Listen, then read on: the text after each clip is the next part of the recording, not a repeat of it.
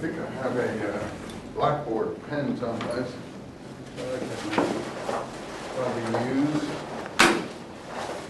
Yeah.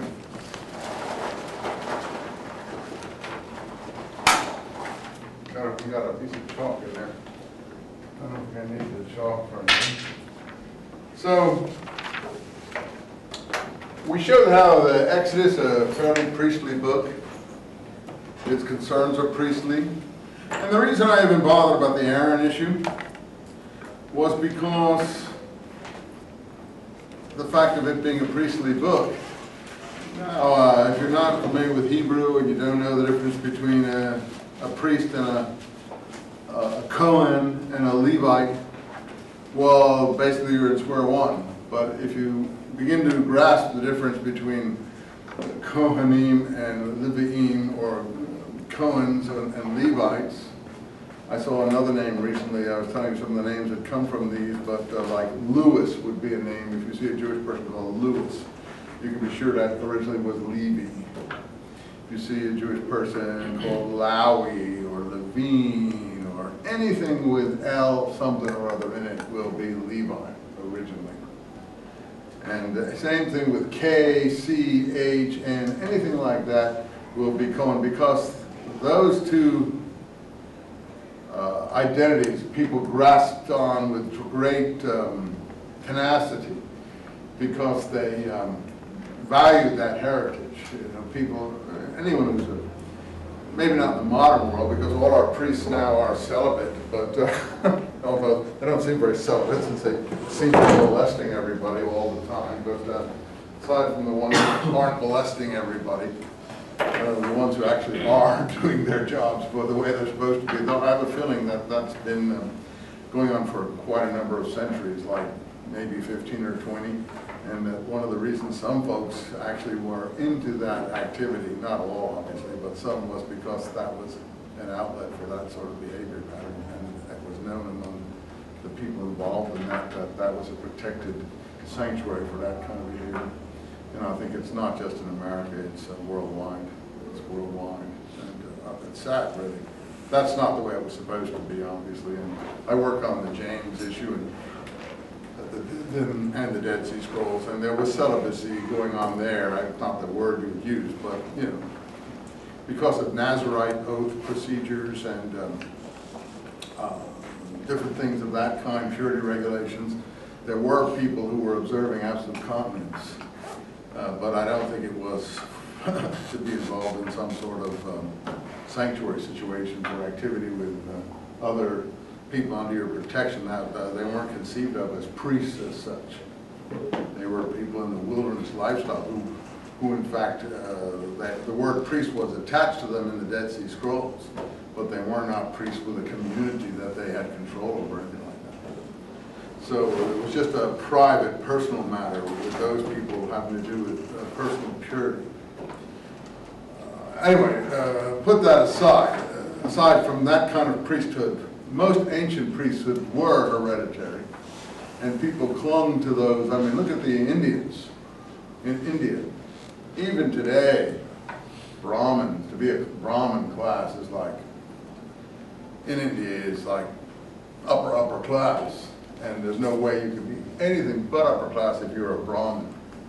And how do you know you're a Brahmin? By your genealogies.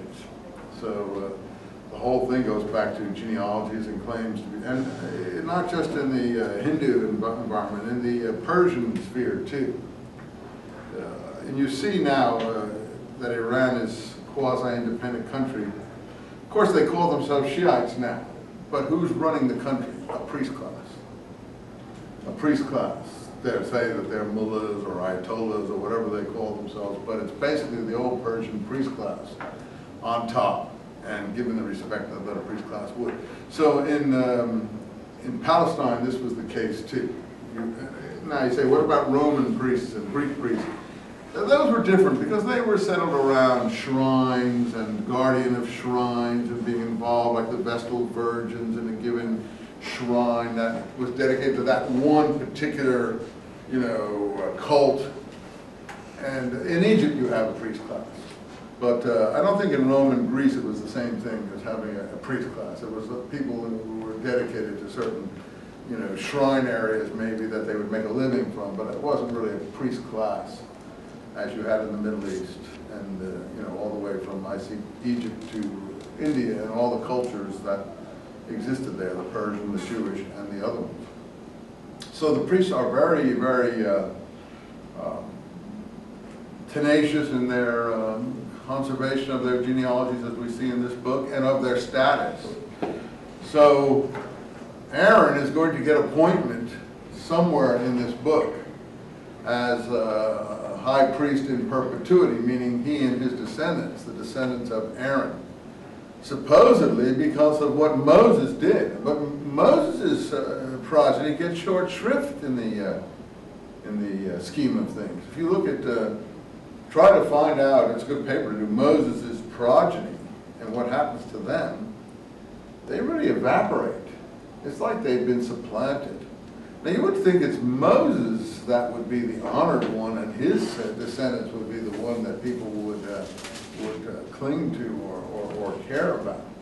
But that isn't the way it has transpired. If you look in the biblical text, the best way to do that is with a concordance. I think one of the sons of Moses is mentioned in as far as the tribe of Dan is concerned. But that's about all. I mean, the rest just disappeared, evaporated. And Aaron has the day. Now, I don't know if it's written in anybody's work, and I can't concentrate on every area of research, so I don't do it. But it's clear in Exodus that Aaron's people are getting a bigger and bigger role. And in view of the presentation of Aaron's behavior by some people who obviously didn't approve of this, whether he did construct a golden calf in the wilderness, I can't say, I wasn't there. And I treat all documents the same. I mean, I'm as chary and careful of the Old Testament as New Testament as any document. It's the document says. Whether it actually happened, we don't know. We don't know where fiction and storytelling leaves off, or polemics, people arguing, circulating traditions in favor of their particular power group or influence group as opposed to another influence group. Where that leaves off and real history begins, I wouldn't even be able to guess. And again, I told you that statement, poetry is truer than history. It isn't really what actually did happen, it's what people think happened that matters. After a time, what people think happened takes over from what actually did happen.